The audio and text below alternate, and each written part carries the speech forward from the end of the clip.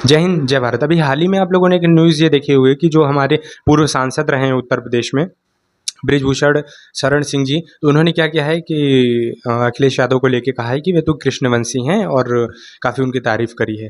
तो इससे ये स्पष्ट नहीं होता है कि उनका प्रेम है वो। देखो, नेता कोई भी हो, नेता कभी भी जो समझदार नेता है, जो पक्का राजनीतिज्ञ है ना, वो कभी किसी पार्टी से विरोध नहीं लेता है, क्योंकि वो जानता है कि आज को अगर ये मैं जिस पार्टी सत्ताधारी में हूँ, तो कल को अगर विपक्षधारी आएगी तो मुझ पे खुरुदेगी ज़रूर।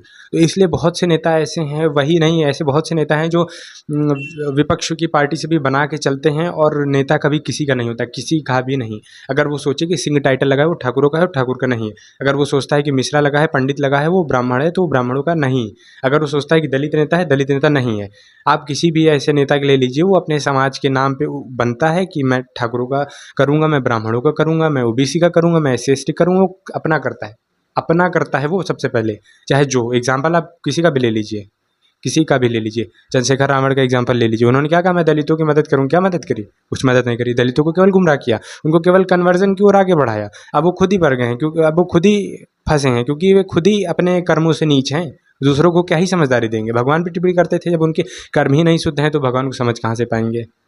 तो नेता के चक्कर में पड़ के आपसी मतभेद करना बिल्कुल गलत है।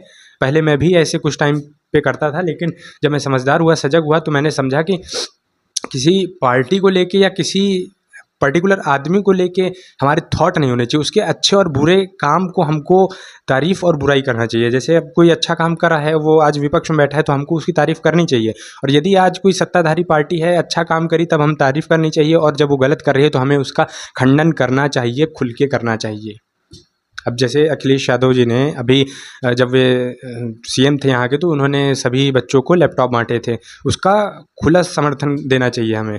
और आगरा एक्सप्रेस वे जैसे पहल करी, लखनऊ मेट्रो में पहल करी, तो इन सब में हमें खुला समर्थन देना चाहिए। लेकिन जब उनकी सरकार में गुंडा राज था और ये अवैध अतिक्रमण वगैरह, और केवल एक ही पर्टिकुलर अपनी जाति को आगे बढ़ाना और एक कम्युनिटी को आगे बढ़ाना, तो ये गलत था। इसके लिए हमें खंडन करना चाहिए। और वहीं BJP ने काफ़ी अच्छे काम करे हैं, योगी जी ने काफ़ी अच्छे काम करे हैं। लेकिन वहीं एक जो काम गलत चल रहा है कि जो सरकारी स्कूल हैं, गवर्नमेंट स्कूल, उनका मर्जर हो रहा है। देखो, मर्जर होना एक फैक्ट नहीं होता है, कोई भी मतलब एक रास्ता नहीं है वो।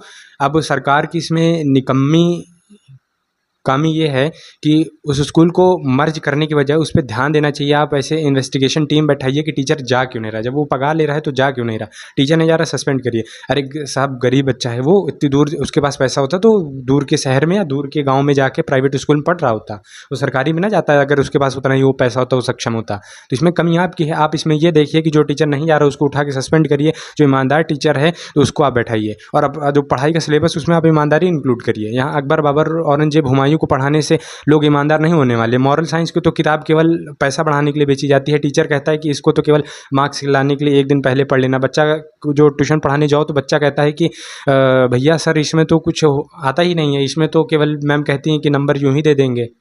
जो मेन मॉरल सब्जेक्ट है उनको आपने खिलवाड़ बना दिया है। तो ये आपको समझदारी दिखाने वाली बात है।